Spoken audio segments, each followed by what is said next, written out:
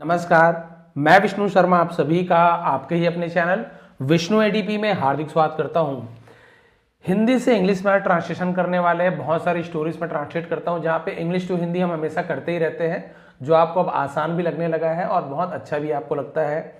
लेकिन आपको हिंदी से इंग्लिश में जब ट्रांसलेशन करना होता है तो कुछ चीज़ों का ध्यान देना होता है, उन्हें मैं समझाते हुए बहुत ही आसान तरीके से आप ट्रांसलेशन करने वाले हैं, जिससे आप हिंदी के वाक्यों को अंग्रेजी में बोल सकते हैं, लिख सकते हैं।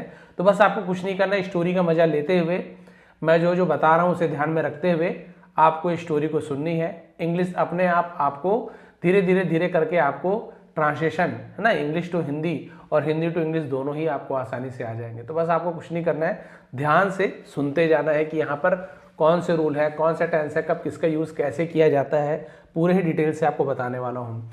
लेट नहीं करते, स्टार्ट करते हैं। आज की स्टोरी का टाइटल है भगवान बुद्ध की सीख, सही दिशा में मेहनत। भगवान बुद्ध की सीख, लॉर्ड बुद्धास लेसन। अभी की के लिए हम अपॉस्ट्रोफी एस का यूज किए गए हैं। ये कॉमा का मतलब ये होता है का की के। लॉर्ड बुद्धास, भगवान बुद्ध की सीख, सही दिशा में मेहनत, hard work in the right direction. Right direction है तो सही दिशा, ठीक है। एक बार भगवान बुद्ध अपने शिष्यों के साथ एक गांव के पास से गुजर रहे थे। एक बार, तो एक बार को हम लिखेंगे वंस। भगवान Buddha, Lord Buddha was passing, तो देखिए गुजर रहे थे, पास्ट कंटिन्यूअस टेंस है, रहा था, रहे थे, तो वॉज या वर के साथ एनजी लगाते हैं। अब भगवान बुद्ध क्योंकि यहाँ पे सिंगुलर है, हम तो वहां पे वॉज के साथ आईएनजी फॉर्म लगाएंगे, है ना। वॉज रहेगा हेल्पिंग वर्ब और वर्ब में आईएनजी फॉर्म। तो वॉज पासिंग, पासिंग यानी होता है गुजरना। वॉज पासिंग, गुजर रहे थे। क्योंकि वर्ब है तो सब्जेक्ट के बाद हम हेल्पिंग वर्ब और वर्ब का यूज करते हैं, उसके बाद फिर अदर वर्ड्स को हम बाद में लिखते हैं। इसलिए पहले गुजर रहे थे, हिंदी में तो लास्ट में लिखा हुआ है, लेकिन जब हम स्ट्रक्चर बनाते हैं तो पहले हम क्या लिखते हैं, पहले हम सबसे पहले सब्जेक्ट का यूज करते हैं। तो यहाँ पे देखिए एक बार, ये तो हो गया वंस, ये तो यूज हो गया। अब यहां से भगवान बुद्ध, ये सब्जेक्ट है, वो गुजर रहे थे ना, तो सब्जेक्ट को पहले लिखते हैं, फिर हेल्पिंग वॉज आ गया, फिर वर्ब में आईएनजी फॉर्म पासिंग हो गया, उसके बाद जो है आपका ऑब्जेक्ट या फिर प्लेस को हम लास्ट में लिखते हैं। तो near a village with his disciples, इस प्रकार से ट्रांसलेशन किया जाता है। क्लियर है। तो अपने शिष्यों के साथ एक गांव के पास से गुजर रहे थे। उस गांव में पानी की बहुत कमी थी। अब इसे कैसे लिखा जाएगा, सब्जेक्ट नहीं है तो हम देयर का यूज करते हैं, इंट्रोडक्टिव वर्ब होता है, इंट्रोडक्टिव वर्ड है ना। There was a serious shortage, जिसे मतलब बहुत कमी को कहा जाता है, सीरियस शॉर्टेज है ना। किसकी कमी थी, ऑफ वाटर, तो पानी की। तो आप वाटर ऑफ नहीं लिखेंगे, आप ऑफ को पहले लगाते हैं, ठीक है। ऑफ वाटर यानी पानी की, इन यानी में दैट विलेज, उस गांव में। तो देखिए जो बहुत कमी थी उसे आप पहले लिखेंगे, कहां पर, उस गांव में। तो ये ऑब्जेक्ट हो जाता है, उसे हम बाद में लिखते हैं। पहले देयर, फिर वॉज वर्ब का यूज करेंगे, फिर नाउन का यूज करते हैं, फिर जो भी कॉम्प्लीमेंट है उसे हम लास्ट में लिखते हैं। तो ये देखिए, there was a serious shortage of water in that village.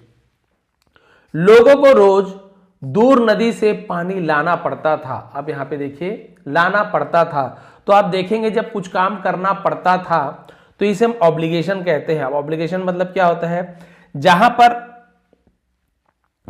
देखिए कहां यूज टू रूल, हाँ ठीक है। तो अब यहां पे क्या करना है आपको, हम वहां पे हैड टू का यूज करेंगे। क्यों हैड टू, पड़ता था, तो आपको कुछ काम करना पड़ता था, तो वहां पे हम हैड टू का यूज करते हैं। जैसे मैं बोलूंगा भाई कि मुझे खेलना पड़ता था, आई हैड टू प्ले, इस प्रकार से हो जाएगा। और मान लीजिए बोलूंगा मुझे इंग्लिश सीखना पड़ता था, sorry, I had to learn English, तो आप वहां पे हैड टू का यूज करते हैं, ऑब्लिगेशन का यूज करते हैं। लेकिन स्ट्रक्चर क्या रहेगा उसका, सबसे पहले सब्जेक्ट पीपल, ठीक है, फिर उसके बाद जो हैड टू का यूज करना ऑब्लिगेशन में, क्योंकि करना पड़ता था, करना पड़ता है तो यहीं पे हैव टू या हैज टू हो जाता। करना पड़ेगा तब हम वहां पे विल हैव टू का यूज करेंगे, तो इसको हमें ध्यान देना पड़ता है, ऑब्लिगेशन कहते हैं। ऑब्लिगेशन का मतलब सीधी सी बात है, कोई बोल सकते हैं मजबूरी किसी काम को करने की, उसे हम ऑब्लिगेशन कहते हैं। क्लियर है। People had to bring water, ये देखिए पानी लाना पड़ता था डेली, रोज, from a far away river. Far away river, far away यानी होता है दूर, उसे फार अवे कहा जाता है। ये देखिए नदी से, तो रिवर लास्ट में आ गया। People had to bring water daily from a far away river. गांव के मैदान में बहुत सारे छोटे छोटे गड्ढे खोदे हुए थे गांव के मैदान में। तो अब देखिए यहां पे आपको क्या करना है, सब्जेक्ट कुछ भी नहीं है तो सब्जेक्ट लिए आप देयर का यूज करते हैं। तो देयर वर मेनी स्मॉल पिट्स, पिट्स यानी कहते हैं गड्ढे को पिट कहा जाता है, प्लूरल है तो पिट्स। मेनी स्मॉल यानी बहुत सारे छोटे छोटे गड्ढे, डग खुदे हुए थे। तो डिग का सेकंड फॉर्म डग होता है। तो कहां पर, गांव के मैदान में। तो in the villages open field, खुले मैदान में, गांव के मैदान, ओपन फील्ड कहा जाता है मैदान को। क्लियर है। आगे, एक भिक्षु ने आश्चर्य से पूछा, भिक्षु क्या होता है, मंग को हम भिक्षु कहते हैं। तो अ मंग आस्क्ड विद सरप्राइज, हैरानगी से पूछना, आश्चर्य से पूछना। तो पूछा के लिए हम आस्क का सेकंड हम आस्क्ड यूज किए, पूछा, खाया, गया, पिया, पास्ट सिंपल टेंस होता है तो वर्ब का सेकंड फॉर्म का यूज करते हैं। तो आस्क का सेकंड फॉर्म आस्क्ड, सब्जेक्ट के बाद सीधा वर्ब का सेकंड फॉर्म, कोई हेल्पिंग वर्ब नहीं। अमंग आस्क्ड विद सरप्राइज कि भगवान, तो उसे लॉर्ड कहते हैं भगवान को, है ना, इतने गड्ढे क्यों खोदे गए हैं, वाई, क्यों के लिए वाई का यूज किया गया है। Have so many pits been डग। अब यहां पे देखिए, अब यहां पे जो हमने यूज किया गया है, देयर, वॉज, वर, नाउन और पास्ट पार्टिसिपल का यूज किया गया है, बीन डग का यूज किया गया है ना। तो ये आप देखिए पिट्स, मेनी पिट्स, बहुत सारे, बीन डग खोदे गए हैं। तो ये आपका पैसिव सेंटेंस है। एक्चुअली में ये क्या है, पैसिव सेंटेंस है। एक्टिव रहता है तो वहां पे सीधा सीधा बताया जाता है गड्ढे खोदे गए हैं। लेकिन देखिए सो मेनी पिट्स बीन डग, खोदे गए हैं, तो ये पैसिव में यूज किया जा रहा है, इसलिए यहां पे आपको बीन का यूज मिल रहा होगा। पैसिव का जब यूज करते हैं तो आपको हैव, यहां पे बीन का भी यूज मिल रहा है, पैसिव में यूज कर रहे हैं। क्लियर है। तो पैसिव सेंटेंस है आपका। क्लियर हो गया। Among asked with surprise, lord why have so many pits been dug, इतने गड्ढे क्यों खोदे गए हैं। अब स्टोरी को भी सुनते जाइए, स्टोरी बहुत अच्छी है। अब गांव के पास से गुजर रहे थे, बहुत सारे गड्ढे देखे एक भिक्षुक ने, तो उसने पूछा भाई भगवान बुद्ध से कि इतने सारे गड्ढे क्यों खोदे गए हैं। बुद्ध मुस्कुराकर बोले, तो भगवान बुद्धा है ना, स्माइल एंड सेड, तो मुस्कुराए, स्माइल, सेड कहा, बोले, कहा, दोनों के लिए सेड का यूज करते हैं। यहां पानी नहीं मिलता, देयर इज नो वाटर, तो सब्जेक्ट नहीं है तो यहां पर देखिए देयर का यूज किया, देयर इज नो वाटर, यहां पानी नहीं मिलता। हियर यानी होता है यहां। आप बोलेंगे सर देयर यानी वहां होता है, तो वहां पानी नहीं मिलता, यहां ऐसे यूज नहीं करना। ये देयर इंट्रोडक्टिव वर्ड है, इसलिए देयर का यूज किया गया है। सब्जेक्ट कुछ भी नहीं है, इसलिए देयर का यूज किया गया है। There is no water here, अभी हियर यानी होता है यहां। आप ये मत सोचिए देयर की जगह यहां का यूज किया गया, बिल्कुल भी नहीं। मतलब बस यही निकालना है, यहां पानी नहीं मिलता, there is no water here, इसलिए को हम बोलते हैं सो, लोगों ने, द विलेजर्स, गांव वालों ने, लोगों ने उसे विलेजर्स कहा गया है। यहां पे गांव वाले होना चाहिए, पीपल होना चाहिए। पानी ढूंढने के लिए गड्ढे खोदे हैं, दिए हैं, खाए हैं, पिए हैं, नाचे हैं, गाए हैं। ऐसे सेंटेंस प्रेजेंट परफेक्ट टेंस होता है जहां पे हैव या हैज के साथ वर्ब का थर्ड फॉर्म का यूज किया था। डिग का डग, सेकेंड थर्ड दोनों ही डग होता है। विलेजर्स हैव डग, गांव वालों ने खोदा है। दीज इन पिट्स, एक से ज्यादा चीज हमारे पास में हो तो दीज का यूज करते हैं। दिस, दीज, है ना, दिस एक चीज, दीज प्लूरल होता है, बहुत सारे। दीज पिट्स, इन गड्ढों को, टू सर्च ढूंढने के लिए, फॉर वाटर यानी पानी की तलाश के लिए गड्ढों को खोदे हैं। ये देखिए भगवान बुद्ध बता रहे हैं इतने सारे, जैसे ये मान लीजिए बड़ा सा मैदान है गांव का, तो वहां पे ऐसे ना अलग अलग जगह बहुत सारे गड्ढे खोदे गए हैं। तो भाई भगवान से पूछा कि भाई भगवान इतने सारे गड्ढे क्यों हैं, तो भगवान ने मुस्कुराकर कहा कि पानी की खोज के लिए गड्ढे खोदे गए हैं। भिक्षु ने कई गड्ढों में पानी ढूंढने की कोशिश करना, है ना, देखो की यानी पास्ट टेंस हो गया, तो आपका पास्ट सिंपल टेंस का सेंटेंस है, तो उसका हम कैसे बनाते हैं, पहले सब्जेक्ट लिखते हैं, फिर वर्ब का सेकंड फॉर्म, कोई हेल्पिंग वर्ब नहीं होता है। द मंक ट्राइड, कोशिश को ट्राई बोलते हैं, उसी का second form tried. The monk tried to find, ढूंढने की, तो इन्फिनिटिव वर्ब हो जाता है। वाटर, पानी, इन मेनी पिट्स, बहुत से गड्ढों में, कई गड्ढों में, इस प्रकार से। तो ये कई गड्ढों में क्या हो गया आपका अदर वर्ड में आ जाता है, उसको लास्ट में हमें लिखना है इस प्रकार से। क्लियर हो गया। तो ये सब्जेक्ट वर्ब का पास्ट फॉर्म, फिर ऑब्जेक्ट को लिखना है। The monk try to find water in many pits, बहुत से गड्ढों पानी खोजने की कोशिश की। पर उसे पानी की एक बूंद भी नहीं मिली। But he could not find, देखिए नहीं मिला है ना, तो उसे कुड नॉट फाइंड, ये नहीं कर सका, इसके लिए भी यूज किया जाएगा। ये मॉडल वर्ब होता है कुड नॉट फाइंड, नहीं ढूंढ सका। Even a single drop of water, single drop यानी होता है पानी की एक बूंद भी नहीं ढूंढ सका। तो वाटर आपका ऑब्जेक्ट है, लास्ट में यूज किया रहा है। वह वापस बुद्ध के पास आया और बोला, ही रिटर्न, रिटर्न यानी होता है वापस लौटना है ना, टू बुद्धा, तो बुद्ध के पास, तो पास यानी नियर लिखने की जरूरत नहीं है, टू लगा देंगे, मतलब इससे पता चल जाता है कि इनके पास जा रहे हैं। तो भगवान बुद्ध के पास वो क्या हुआ, लौटा।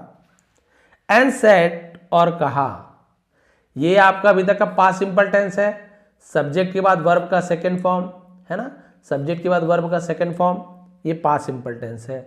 लेकिन अब यहां पे प्रेजेंट सिंपल आ गया, lord there is no water in these pits, ये देखिए, तब यहां पे क्या गया, प्रेजेंट सिंपल आ गया कि यहां पर क्या नहीं है, इन गड्ढों में तो पानी नहीं है। ये प्रेजेंट सिंपल टेंस का आपको मिल जाता है।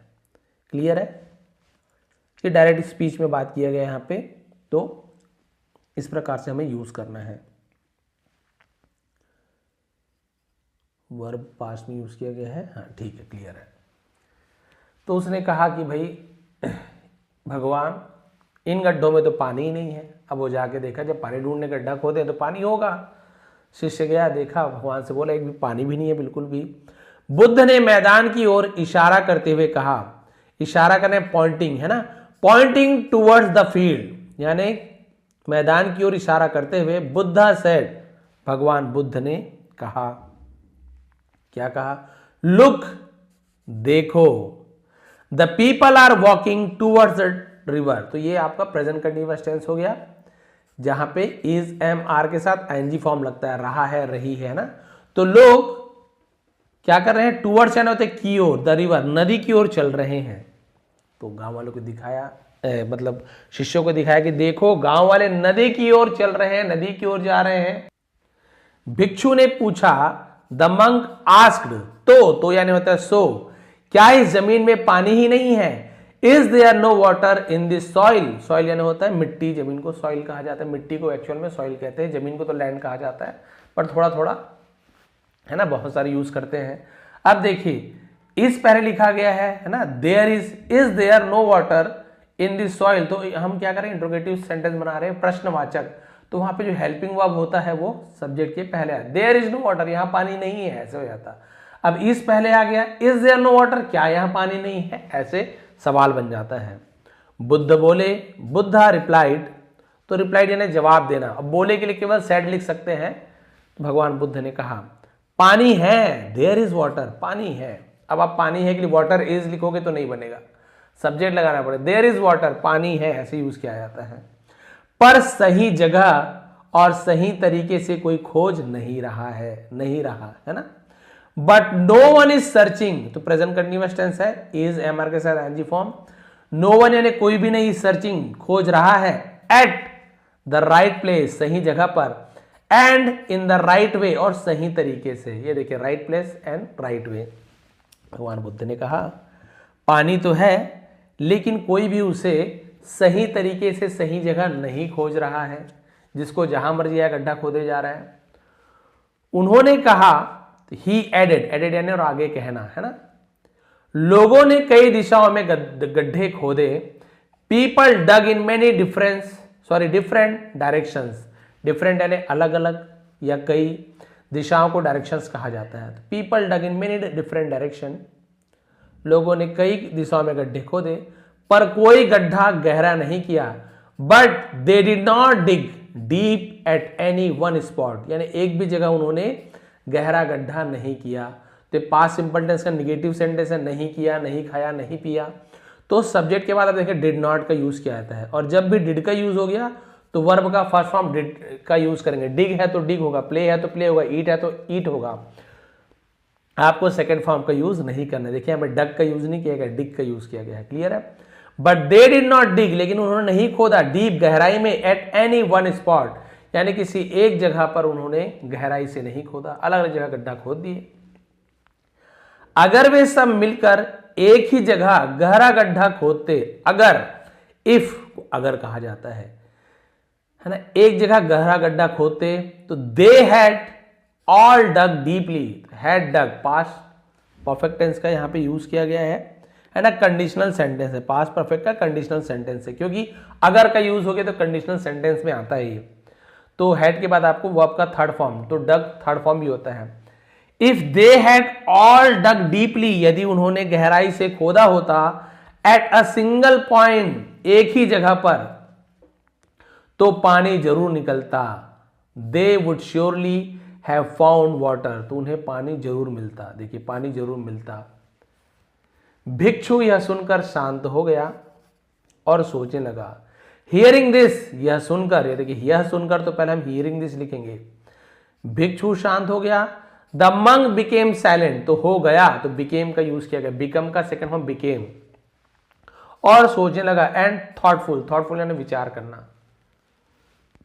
बुद्ध बोले, बुद्धा सेड, जीवन में भी यही होता है। The same happens in life, यही को हम सेम कहा गया है, होने को हम हैपन्स कहते हैं। The same happens in life, जीवन में यही होता है। हम बार बार काम बदलते रहते हैं। We keep changing our work, keep changing ना, बदलते रहना।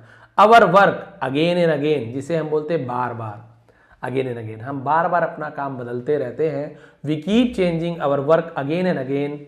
जब तक हम किसी एक काम में धैर्य और मेहनत नहीं करेंगे, जब तक, उसे अनलेस कहा जाता है।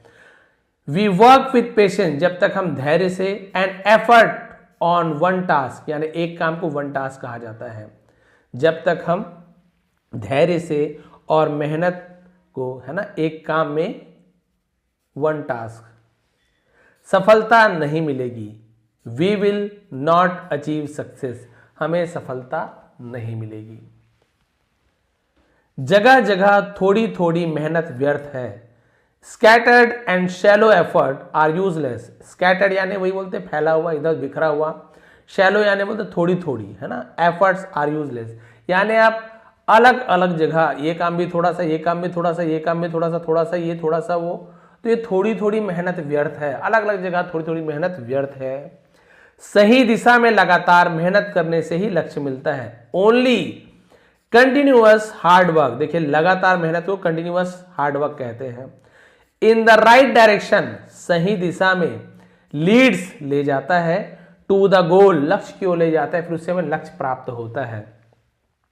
तो इस कहानी से हमें सीख मिलती है कि सही दिशा और धैर्य में, और धैर्य क्या है, बहुत जरूरी है।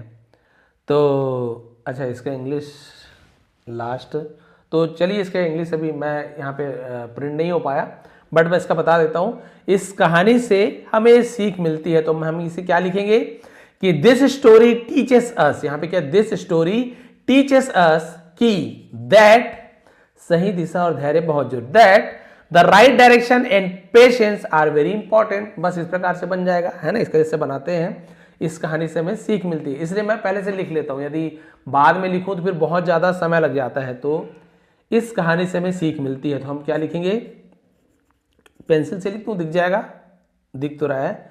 दिस स्टोरी, है ना, सीख मिलती है या हमें सिखाती है, तो टीचेस अस, हमें सिखाती है कि दैट, सही दिशा, तो उसे हम बोलते हैं द राइट, दिशा को बोलते हैं डायरेक्शन, राइट डायरेक्शन। और क्या है, और को हम बोलेंगे एंड धैर्य, धैर्य को बोलते हैं पेशेंस। अब पेशेंस की स्पेलिंग देख लीजिए, आप बोलेंगे सर टी, हाँ तो टी आता है इसमें, ध्यान से देखेंगे, PATIENC, पेशेंस, है ना। बहुत जरूरी है, तो बहुत को हम लिखते हैं वेरी। जरूरी है, जरूरी को हम बोलते हैं इंपॉर्टेंट, इंपॉर्टेंट, है ना। ये हो गया, ये कंप्लीट। ये देखिए, इस कहानी से हमें सीख मिलती है, द स्टोरी टीचेस अस, यह कहानी हमें सिखाती है कि सही दिशा और धैर्य बहुत जरूरी है। That the right direction and patience very important. बस ये हो गया। तो ये देखिए, ये कहानी में यही सिखाया गया। एक बार शॉर्ट में आपको कहानी बता देता हूं कि भगवान बुद्ध अपने शिष्यों के साथ एक गांव में से होकर गुजरते हैं। तो उस गांव में देखते हैं कि, है ना, अभी आपको चित्र बनाया था कि एक मैदान में बहुत सारे गड्ढे हैं, छोटे छोटे गड्ढे, बहुत सारे गड्ढे हैं। उन्होंने आश्चर्य किया कि भगवान ये बहुत सारे गड्ढे क्यों हैं। तो गुरु ने कहा, भगवान बुद्ध ने कहा कि इस गांव में पानी की बहुत ज़्यादा कमी है और ये पानी ढूंढने के लिए, है ना, गड्ढा खोदते हैं। फिर गुरु ने कहा कि देखिए उधर वो सब पानी लाने के लिए नदी की तरफ जा रहे हैं। तो शिष्यों ने पूछा कि ऐसा क्यों, क्या इस जमीन में पानी नहीं है? इन्होंने तो बहुत सारा खुदाई की है, बहुत जगह खुदाई की है, लेकिन क्या इस जमीन के अंदर पानी नहीं है? वो जो काम को छोड़ देते हैं आधा अधूरा। तब भगवान बुद्ध ने कहा, उन्होंने कहा कि नहीं, ऐसी बात नहीं है। जब पास में, है ना, नदी जब जा रहे हैं, नदी पानी लेने जा रहे हैं वो लोग, और यहाँ पर गड्ढा खोद रहे हैं, तो इसका मतलब ये नहीं कि यहाँ पर पानी नहीं है। यहाँ पानी है, जमीन में बहुत पानी है, लेकिन ये जो इतना इतना गड्ढा खोदे हैं, इसमें से पानी निकलेगा क्या? बिल्कुल भी नहीं निकलेगा।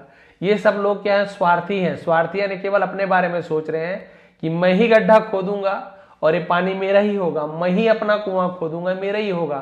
तो सब क्या कर रहे हैं? अपने अपने लिए गड्ढा खोद रहे हैं अलग अलग जगह, जबकि इन्हें मिलकर के, है ना, मिलकर के काम करें और सही जगह में, एक ही जगह में, जहां पर किसी भी, कैसे भी बहुत सारे लोग रहते हैं जो बता देते हैं कि भाई यहाँ पर पानी है ना, तो आप सही जगह पर एक साथ मिलकर जब लोग उतना ही मेहनत करेंगे जो अलग अलग जगह में किए हैं, छोटे छोटे गड्ढा बनाने में, खोदने में जो मेहनत किए हैं, यदि वो सब लोग मिलकर एक अच्छे जगह में, सही जगह पर, है ना, सब लोग मिलकर मेहनत करेंगे तो उन्हें पानी जरूर मिलेगा। पानी की कोई कमी नहीं है, कमी है इनमें एकता की, यूनिटी की इसमें कमी है, वो उनमें एकता नहीं है। और ये लोग सही जगह पर सही काम करना नहीं जानते।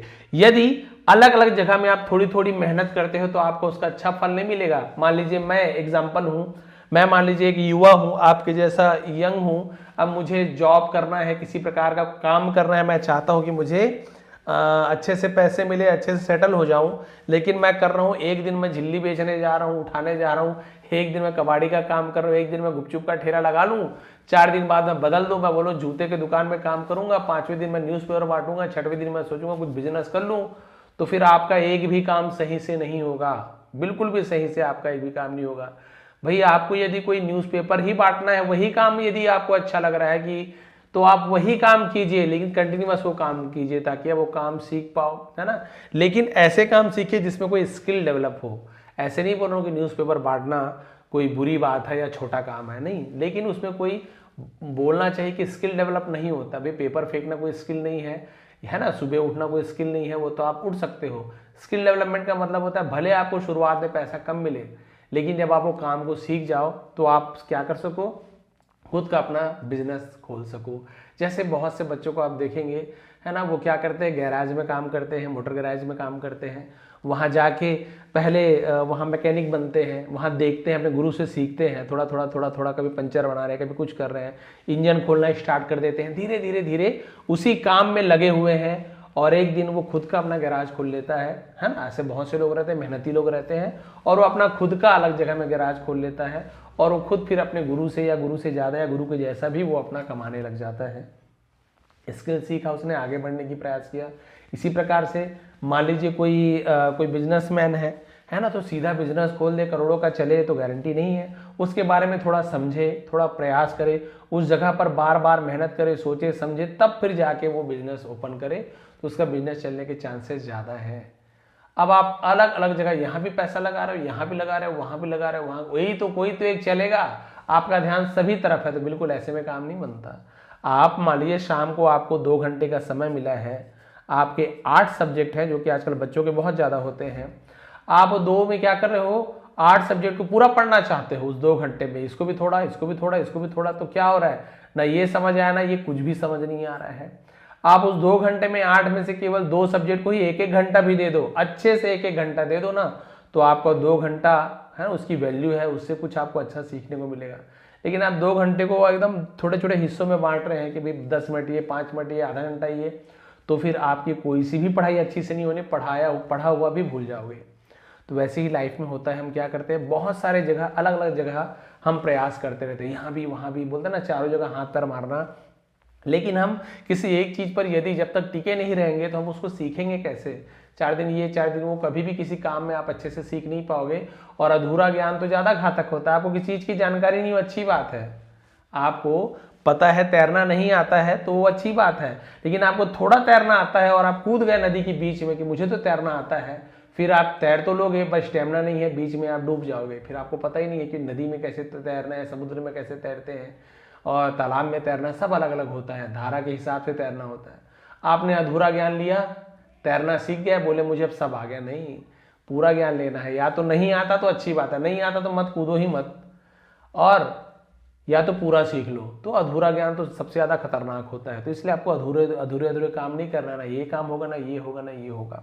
तो इसलिए भगवान बुद्ध ने कहा कि पानी तो है, लेकिन ये लोग सब अलग अलग जगह मेहनत कर रहे हैं, थोड़ी थोड़ी मेहनत कर रहे हैं अलग अलग जगह, तो उसका कोई फायदा इन्हें नहीं मिल रहा है। जब ये सब मिलकर एक जगह सही समय पर सही जगह काम करेंगे ना, तो फिर क्या होगा, इनको पानी अवश्य ही मिलेगा। तो इसे लिखा गया है, मोरल आपने देखा है कि सही दिशा में लगातार मेहनत करने से ही आपको लक्ष्य प्राप्त होता है। और ये देखिए, सही दिशा और धैर्य भी जरूरी है। मैंने बताया ना कि आप इसमें नहीं हुआ इसमें कूद गए, क्योंकि धीरज नहीं है, आपके मन में धैर्य नहीं है। ये काम नहीं हुआ उसमें कूद गए, ये काम नहीं उसमें कूद गए, ऐसे बहुत जगह होता है। एक एग्जाम्पल है और वो मेरे साथ ही घटित हुआ है, मतलब अब इसे कोई बड़ाई नहीं बोलना चाहूँगा, मैं एग्जाम्पल के रूप में लेता हूँ। एक हमारे ही इधर रायपुर में, हमारे ही कॉलोनी में एक गुपचुप वाले बेचारे स्टार्ट किए थे, नए नए स्टार्ट किए थे, और वहाँ पर पहले ही 1-2 लोगों का बढ़िया से सेट था, बढ़िया चलता था उनका।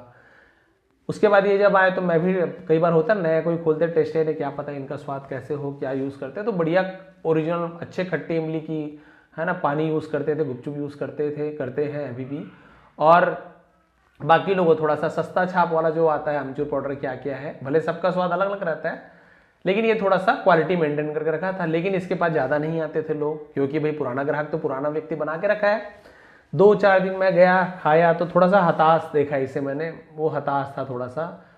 तो बात करते थे, जानते थे सर हूँ मैं, बोले कि सर, गुरुजी बोलते हैं कि आपको तो अच्छा लगता है, आप तो रोज आते हैं, लेकिन अभी कोई अच्छा नहीं चल रहा है बिजनेस, क्या किया जाए। मैंने कितना दिन हुआ, बोले 4 दिन हुआ है। मैं बोलिए भैया, जब आपने इतना मेहनत कर ही रहे हो तो 4 दिन क्यों, है ना, कम से कम आप 1-1.5 महीना देखिए, 2 महीना देखिए। हालांकि ठीक है आपका घर परिवार नहीं चल पा रहा होगा, जैसे भी आप व्यवस्था कीजिए, उधारी लीजिए, लोन लीजिए, कम से कम 1-1.5 महीना थोड़ा आप दीजिए, समय दीजिए, लोगों को एक बार ट्राई तो करने दीजिए। अब मैं जैसे 4 लोगों को बताया हूँ कि भाई वहाँ ट्राई करो, वहाँ टेस्ट करो, तो 4 लोग आते ही होंगे। मैंने ऐसे कहा, 2-4 दोस्तों को बताया, उन्होंने खाया, उन्होंने बताया, थोड़ा समय लगता है। ऐसे नहीं कि एक दिन मैं आ गया तो सब मेरे पीछे पीछे आ जाए।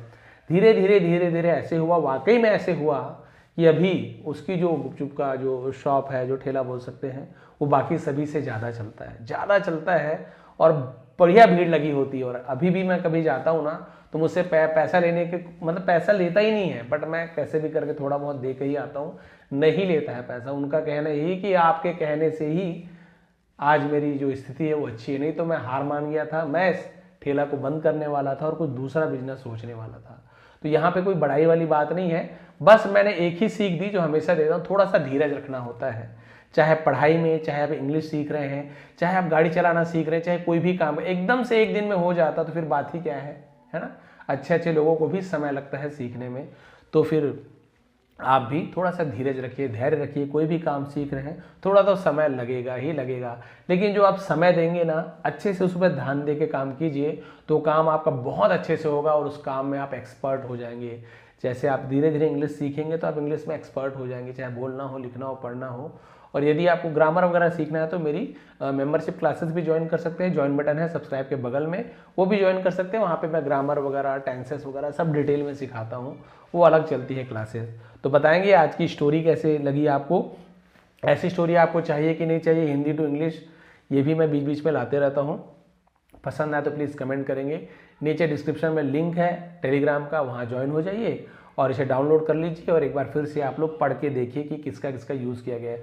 धीरे धीरे आप देखेंगे, मैं हिंदी पढ़ूंगा, आप इंग्लिश में अपने आप ट्रांसलेशन करने लग जाएंगे। ऐसे होता है, शुरुआत में हर चीज़ कठिन लगता है, बाद में ईजी लगने लगता है। जैसे आप कभी बाइक चलाना सीखते हो, कार चलाना सीखते हो, तो पहले हमारा ध्यान एक्सीलेटर ज़्यादा हो जाता है, कभी कम हो जाता है, कभी गियर बदल नहीं पाते, कभी समझ नहीं आता न्यूट्रल है कि क्या है।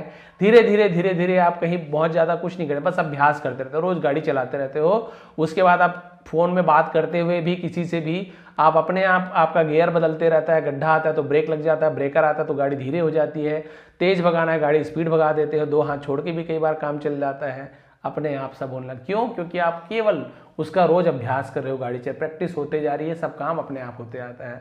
बस ऐसे ही होता है, जैसे आप अपनी भाषा सीख गई ना, सुन सुन के सीख गए ना, वैसे अंग्रेजी भी है, कोई डरने की बात नहीं, आसान है। आप सभी का बहुत बहुत धन्यवाद, आपका दिन शुभ रहे।